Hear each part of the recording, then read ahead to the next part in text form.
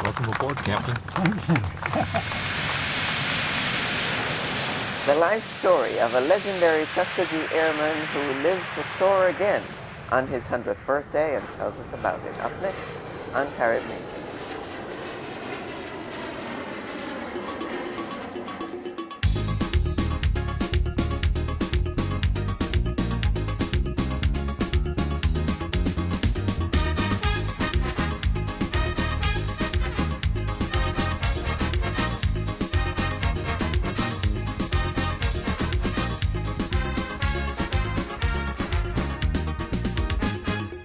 Hello, welcome to Carib Nation. I'm Doris Dean. I have the honor and pleasure today to talk to Charles McGee, formerly Colonel Charles McGee, recently promoted to Brigadier General McGee. On his 100th birthday, he was able to fly again as a pilot and tell us a lot about it.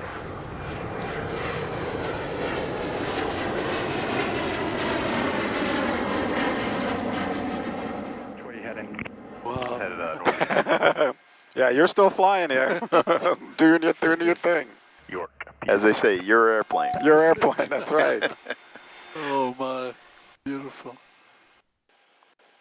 Thank you so much for joining us. I appreciate the opportunity, Colonel McGee, that you've given us to come to talk with you. Newly promoted Brigadier General McGee, Yes.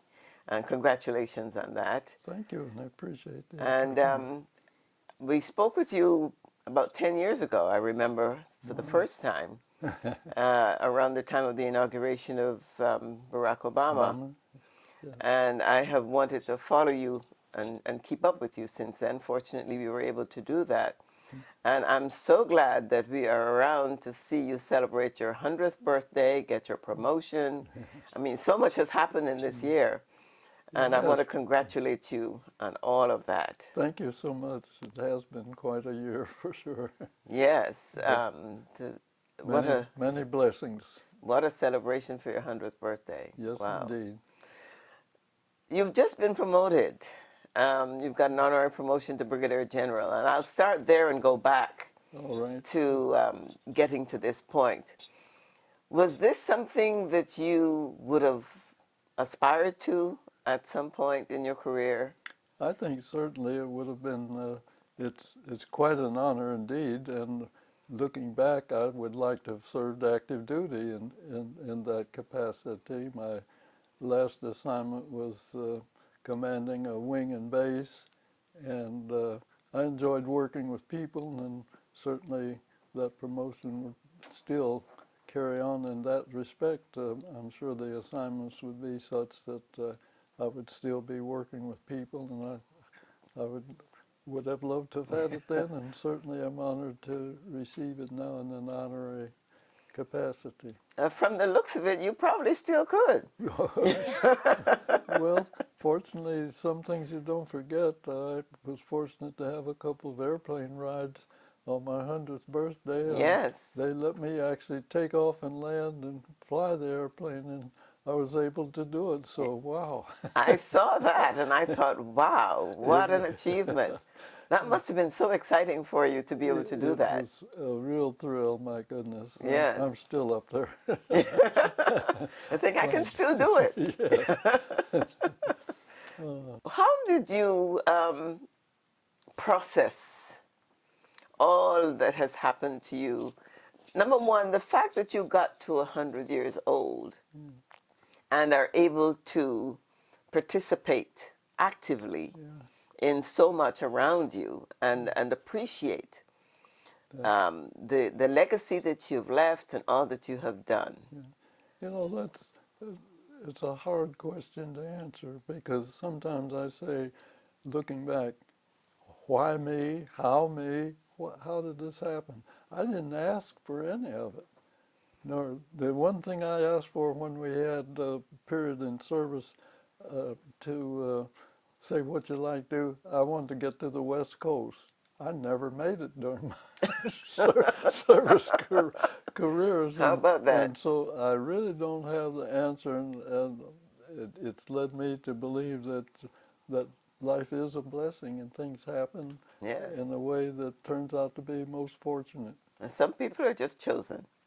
Well, Yeah, somehow I for certain things, yeah. began to think of that I could understand that. Yes, yes, yes. Indeed. Let's go back to the very beginning. Let's talk about your childhood, where Yes. you grew up, and what was your interest at that time? Yeah, that's another interesting question as I look back on my life, because I was born in Cleveland, Ohio, was there through third grade, but I had a brother that was a year and a half older than I, and when I was about a year and a half old, I had a sister born, but my mother died in her childbirth. Oh. And so looking back, I have no way of analyzing or saying what life would have been had my mother lived and what it meant.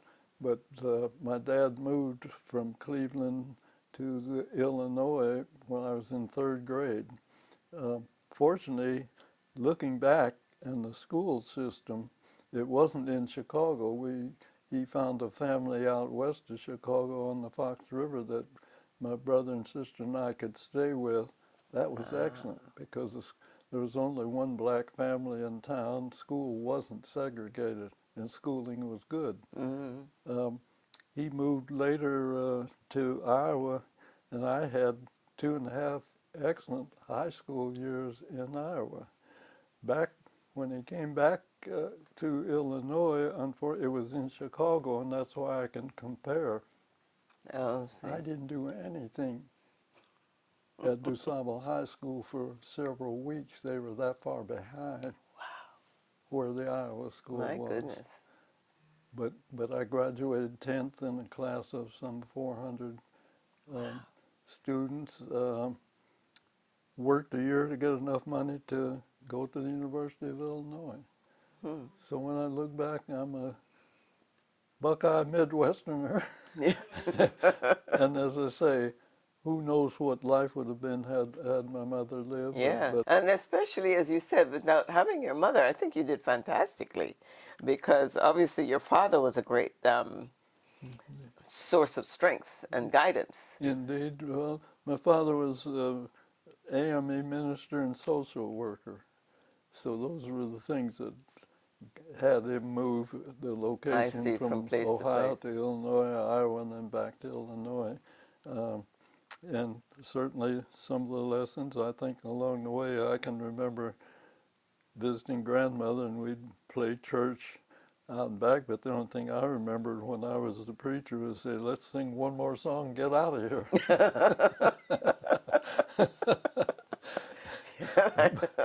When did your interest in, or did you have an interest in flying, or was it an interest in engineering? That's interesting because my interest is in engineering, just getting started, because that year of work that I had after high school kind of led me in that direction. But I got into aviation, actually, when folks asked me, I was avoiding the draft. And that's little. I was in ROTC in college, Pershing rifles, learned to handle a rifle well. But because I was in school, my draft board, my dad at that time was in Gary, Indiana, but the draft board wasn't pulling by number. They could sometime push, and to me that would have meant on the ground with that rifle in the mud. Wow. But heard about the opportunity for blacks to get into aviation, and although I had not been one of those that said I want to do that someday, I just, as I say, I knew what being on the ground might lead to, and I have a feeling my ROTC instructor said, well, go take the pilot exam. I did and passed it, and continued. Took a little while. This was like in April of 43, or 42 rather. Finally, in October of 42, I got called to go as a cadet. I never went to Probably, I think because of Infantry. my ROTC training, I Right. didn't need to go to boot camp. Mm. Went directly in as, the flying program, and that was down at Tuskegee, Alabama. But it turns out that after my first flight, I just said I was hooked. I knew I'd made the right decision. Wow. There's just something being able to, as I've said, get in the air, loop, roll, and spin, and come back and put your feet on the ground. Wow. You can't beat it. And being able to see the world from up there. Exactly. Fascinating. And that led me many years later, my love of flying, and again, why and how I continued flying and getting good assignments that didn't diminish my flying. I actively flew 27 of my 30 years of service. Wow. And that doesn't happen very often. My So goodness. How blessed were you? Yeah, exactly. Things happen, nothing that I asked for, but all turning out good. Well, you must have a good heart. Somewhere along there. And again, these are things that the value lessons and things that help me is what I try to pass on to young people today. Yes, And it's interesting, and really how of the now called Tuskegee Airmen, the first were mechanics trained at the tech school Chanute Field, Rantoul, Illinois. Now that came about, the country had come out of 10 years of depression when the war broke out, and segregation didn't change, but opportunities in the war build up, enlisting, many things happened, and it turned out for the good. They started a civilian pilot training program in 1939, I believe it was, to provide a pool of pilots that our military could call on for their needs. And they were located at colleges around the country. And I believe it was right here in graduate from that program at Howard University, went next door and said, I want to be an Army pilot. Army pilot said, we have no black mechanics. So I was going to ask about that. we have no black mechanics, so we can't use a black pilot. Because they insisted on, they didn't believe it was possible, Right. but even if it was, it had to be segregated. So Rantoul is just 14 miles from the University of Illinois. So that's how we knew there were blacks up at Rantoul being trained, how that word kind of spread. Of course, it wasn't in the newspapers. It was and all just that, proximity. Very limited publicity. But that's how I learned about the program, because knowing that the mechanics were in training. Now, they went into training, and give you the full story. Of course, they were tested when they went in. Officers over couldn't believe their scores, had them tested again. They still did well. In their training and graduated, and they said, my gosh, we need an airfield for pilot training. They found $4 million to build Tuskegee Army Airfield for training, although there are airfields all across the country. My goodness. But that was the attitude at that day and time. Wow. And so they built Tuskegee Army Airfield, and the first squadron that they authorized said, we authorize the 99th Pursuit Squadron. We've studied the issue and we know it's going to fail, but you keep pushing, we'll do it. What's the squadron at that time? That'd be 34 pilots, 24 aircraft, all of the necessary support. So the mechanics for the training of all of the skills is about 200, but they still needed medical supply, administration, and so on. That's another couple hundred. They were trained in 99th, finally combat ready December of 42. No white commander won them. Wow. They continued training for another. After all of that? After all that, they still kept them in training for another 4 months. Finally, in the spring of 43, They were sent to North Africa, attached to a white group, but not assigned to their base. They went to their own base. So segregation went overseas. Just went overseas. They had a pilot go over, get their briefing, come back and fly. Colonel Momeyer said, after a few months, I'll be patrolling Liberia. Well, he said, they're not aggressive. They only shot down one aircraft. There weren't any Germans in Liberia, if you look at the map. So you understand what he was saying. Get out. Get out, get out of our sight. That brought a hearing here in Washington. That hearing and the investigation indicated their bonds on pilot was the same as the others. They'd only been there a short time, stay in combat. So they did, moved out of North Africa into Sicily, out of Sicily into Italy. In the meantime, training continued at Tuskegee because they're going to need replacements, but 3 additional single-engine squadrons were formed with all of their necessary support. 100th, 301st, and 302nd Squadron. I was assigned to the 302nd Squadron, and it happens, we finally, well, 99th Flying P-40 Warhawk, we were all trained, that was our first fighter aircraft, P-40. P-40, yeah. We were combat ready in the P-40, and they said, well, you are going to do some patrol work. The group, the other 3 squadrons, switched to the P-39. We went, at the time the 99th was moving out of Sicily into Italy, we went directly to Italy, and we patrolled Naples Harbor and the waterways to Anzio Beachhead. But I say there was a bit of integration when the 99th moved into Italy because they were assigned to the 79th Fighter Group. Colonel Bates was just glad to have more pilots and more aircraft. Just to get help, yeah. And over Anzio Beachhead, the 99th pilot shot down 17 German aircraft. So it was a matter of opportunity. And at that same time, in the spring of 44,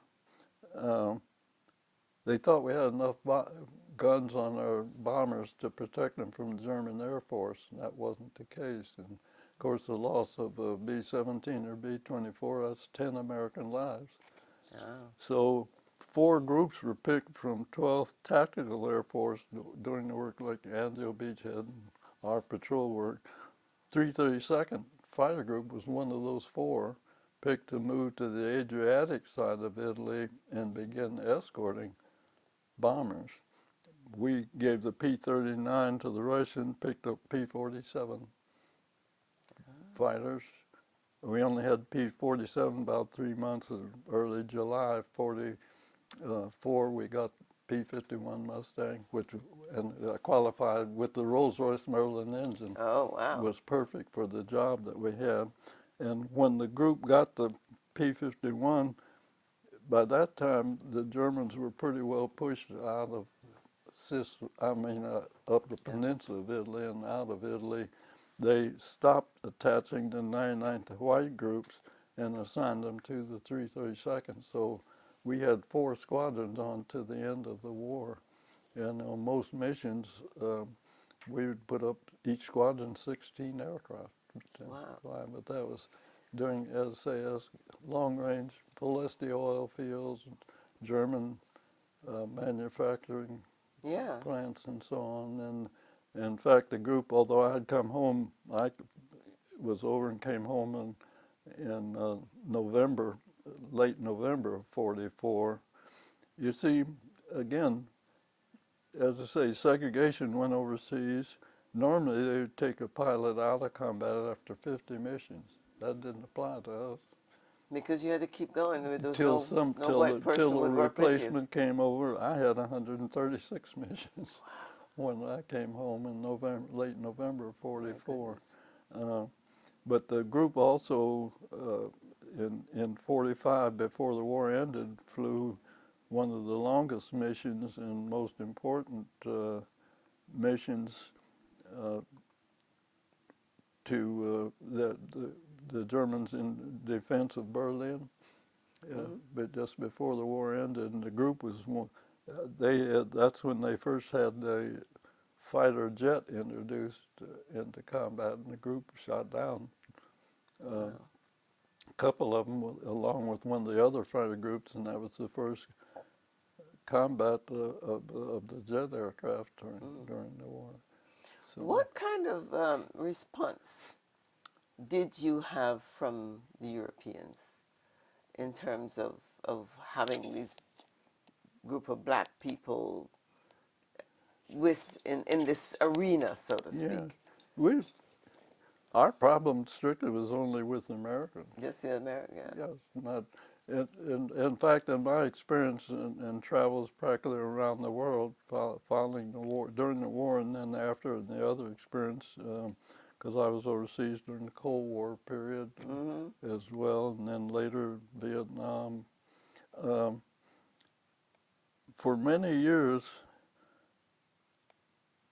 it's only here in America that you come down the gangplank, oh, you're black. Oh, blacks go this way and whites go this way. Only when you got to America? Yeah. Wow. Overseas, I was Charles. You're just another pilot. Yeah, and that's most everywhere I've been, that had always been in the treatment. It was only here coming back home that your color you had to face that indignity. is first seen and not who you are, what you accomplished. Wow. And so on. So it's been an interesting trek, if you will, interesting history, and still has its problems. We still have the problem of recognizing other people as individuals. Is who you are, where did you come from, this type of thing that still predominates the problems that we have in race relationships. Why will it ever go away? No, if ever. I don't know whether it's ours to know. True. I mean, you lived 100 years in here. You're still facing it. You're still seeing it. It's still there. Yeah. Yet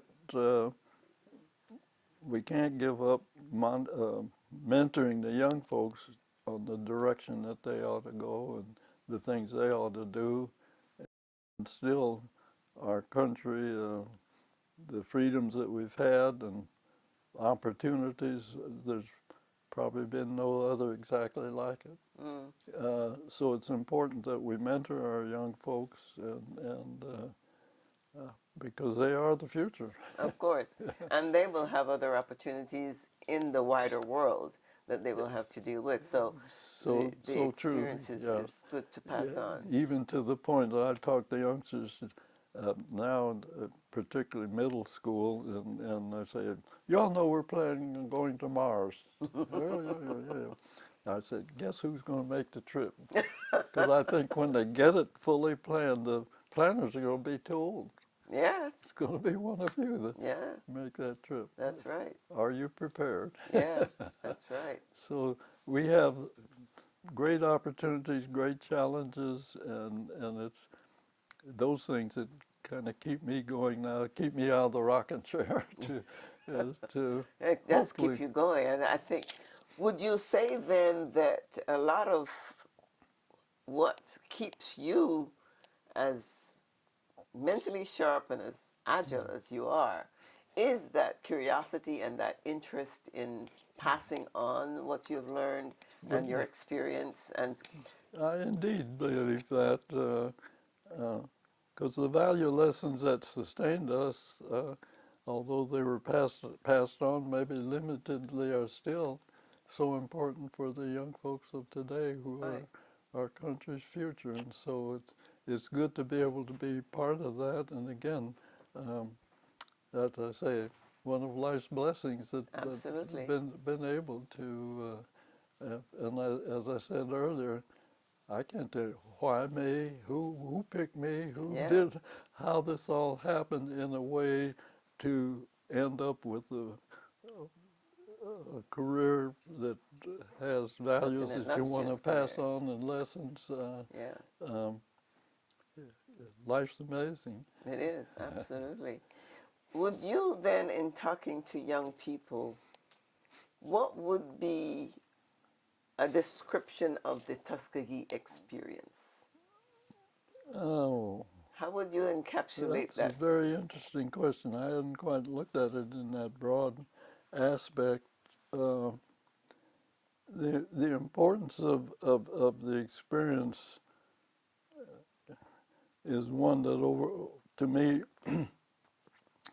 emphasizes the importance of education and overrides the racist attitudes that have existed in the past, and many still exist, that your happenstance of birth is outweighs your interest in opportunity and not only getting an education,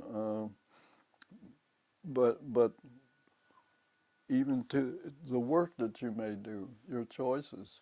In fact, I've come up with what I call 4 Ps for young folks: perceive, prepare, perform, persevere. Perceive, dream your dreams, find as you find what you're capable of.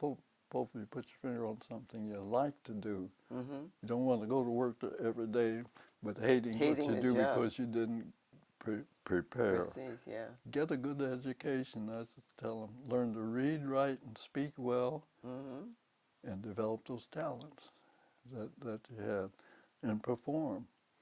Let your excellence be your goal in everything you do, and always doing your best.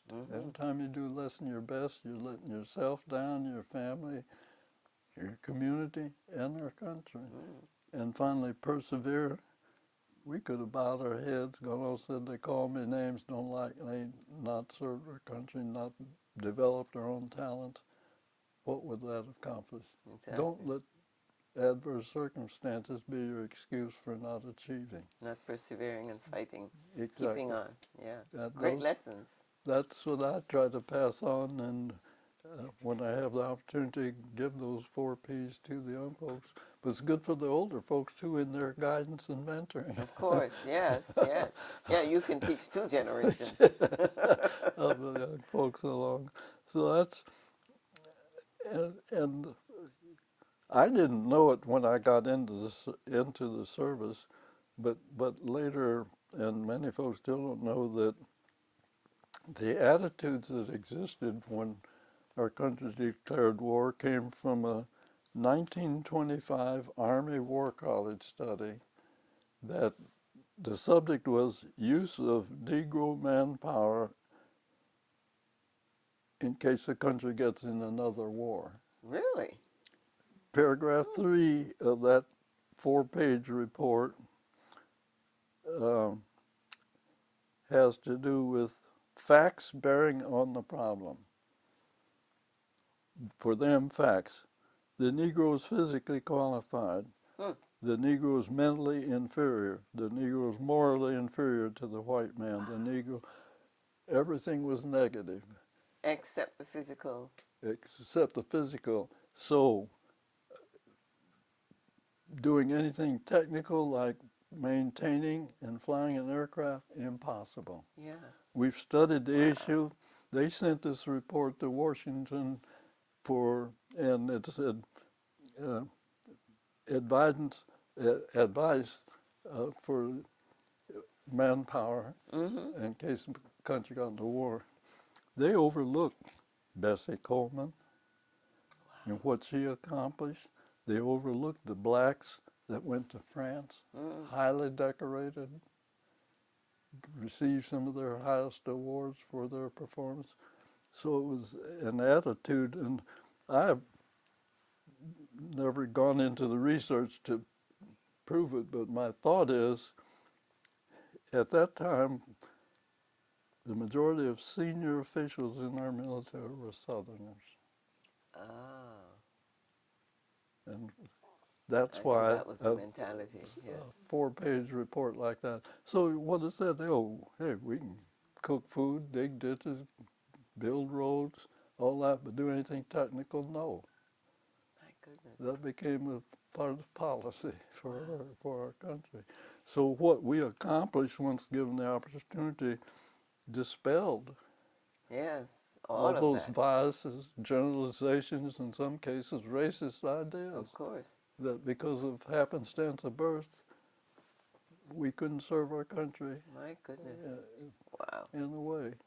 And so that's why I say the value lessons that got us through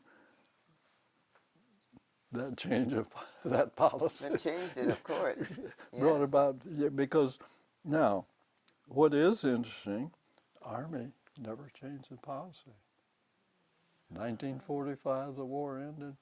1947, the Air Force became a separate service, separated from the ground force. Yeah. They said, we used people based on training, experience, and not needed, and where needed, not their happenstance of birth. We're not getting enough money to keep then Lockburn Air Base open, but not able to meet our assignment needs. We need to integrate. People. Yeah. Their decision was helped by a very courageous President, Harry Truman, who a few months later issued, in fact, an executive order, 9981, mandating all the services need to integrate. The Air Force led the country in that action. It takes time, but closed Lockburn Air Base in 1st of July 1949. Wow. And we were scattered around the world. All around. Yeah, yeah. And then the other thing I'd say out of that was also I call it of the now called Tuskegee experience, there are really 5 phases. And I call it phase 1 was that story of the 1st Squadron, the 99th, and when they said it's not going to work, we studied the issue, and they proved it wrong. Following them, 332nd Fighter Group did excellent work. In fact, that gets us to the red tail story over the color, the red tail of the aircraft. That came about because 15th Air Force, somebody realized the gunners on the bombers need to know these aircraft that they provided are friendly, not German. So of the 4 groups, one had a yellow tail, one had red and white candy stripe tail, one had orange and black checkerboard, 332nd had the red tail. That's where that came from. That's where that came from. Came about. So that, again, is part of the story. But the 332nd Fighter Group, and many of the bombers, even well after the war, did not know that the red tails were black pilots. A few learned it, but it didn't spread. The attitude just didn't change that much. Then, in fact, when I graduated and got my wings in June of '43, the white instructor said, "It's too bad they don't have a bomber program for you guys, because I think you'd make a good bomber pilot." I didn't know what he meant by that. Yeah, But he didn't know, nor did I. They had already approved, and 3 months later, medium bomber training in the Mitchell B-25 began at Tuskegee. 477 It already started training. But again, 4 squadrons, all of their necessary support became a part. Now, you may recall that somewhere, I believe it was Pittsburgh Courier, issued a report saying we were fighting for 2 V's, 2 victories. Victory against Hitler in Europe, victory against racism here at home in training. 477th Bomb Group was fighting more. We were all fighting for that, but they faced it in training because Colonel Selway had General Hunter's okay to say, even though Army regulations were against segregation, wasn't practiced that much everywhere, but the regulation was there. And but he had General Hunter's okay to say that on his base, trainees could only use the facilities he designated. Or who's in training? Black pilots of the 477 Bomb Group. Oh, that's the White Officers Club. You have to use building so-and-so. Of course, Army regulations are against, because they already took your club pay out before you got your got your money, and the officers of the 477th knew what the Army regulations. Peacefully, they tried to enter the White Club, were denied. Colonel Selway, upset, called them and said, "I'd like you to reread my regulation, sign that you'll abide." 101 refused. Were immediately shipped off from Seymour, Indiana to Godman Field, Kentucky, behind barbed wire guards and all of that. Treated worse than German prisoners of war at the adjacent Fort Knox. But that brought a hearing. Again, the Army didn't change the policy. They said, we'll have a composite group. The war's over. We'll reactivate the 99th, keep 2 squadrons of the 477th. 477th composite group. Too large for staying where they were. Oh, we'll open up Lockburn Air Base south of Columbus, Ohio. They did. This is saved. The war ended in 45. This is 1947, 2 years later, when the Air Force separated from the ground forces, they made that determination that eventually led to eliminating. The Army and Navy really didn't come fully on board until the Korean War. Really? But as I say, in 1st of July 49, when the Air Force closed Lockburn Air Base, that brought about an integrated United States Air Force. Before we close, how did your family survive all of this? Well, it's interesting. You had what, two boys and a girl? What that meant as we traveled. Of course, and back in that early day, generally assignments were average 3 years. You'd be assigned somewhere a job. 3 years later, you're moved to another job, so on. And also for me, just before integration, the Air Force said you need to do something else besides fly.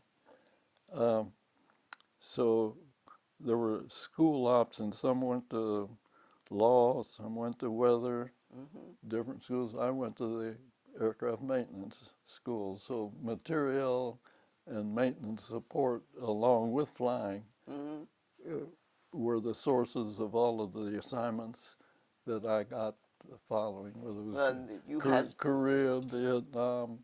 You had, they needed you more in all of those. Along the way. And of course, fortunately, to me it was a good choice of getting into material and maintenance, because I've always had that interest in working with people, and that's a big part of the people of any unit, with the maintenance and support people as well, those doing the flying. So, as I say, I was a happy camper. and try to pass that on, that find what you like to do and go for it. And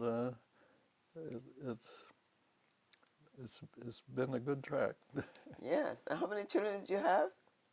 3. 3 children. We have my oldest daughter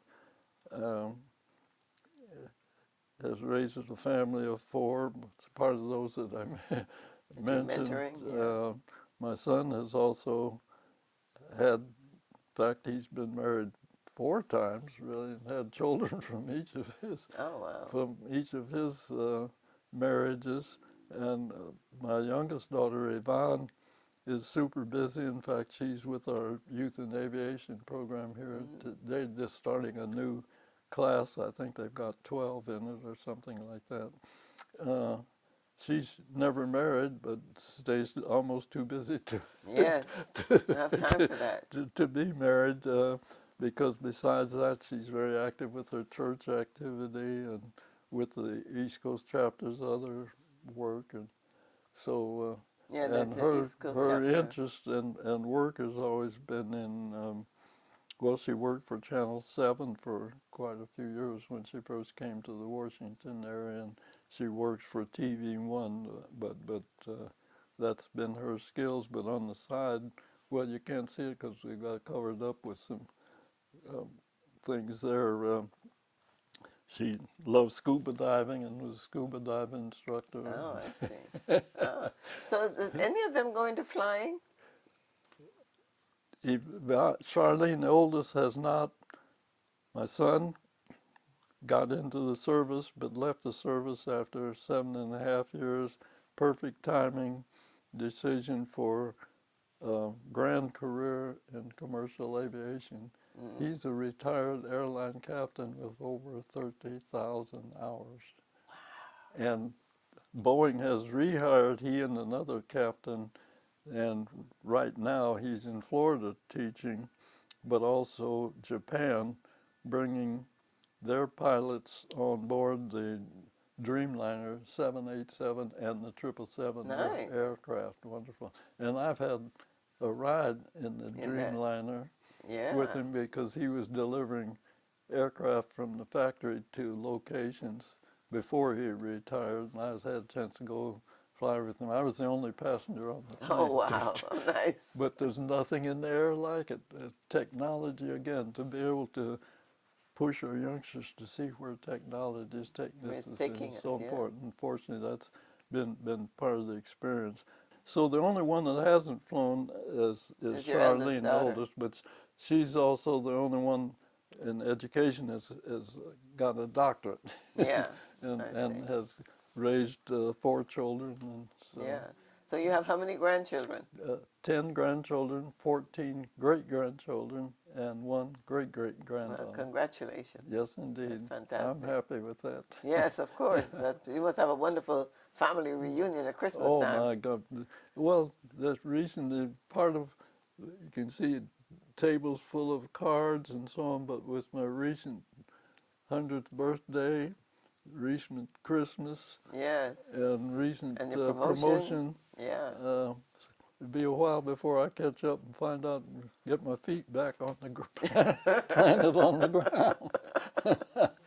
Do you plan to try another flight again for the next birthday? Well, I will have to see.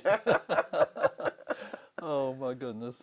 That must be quite a thrill. We don't know what the future holds, but hopefully we're prepared to march on.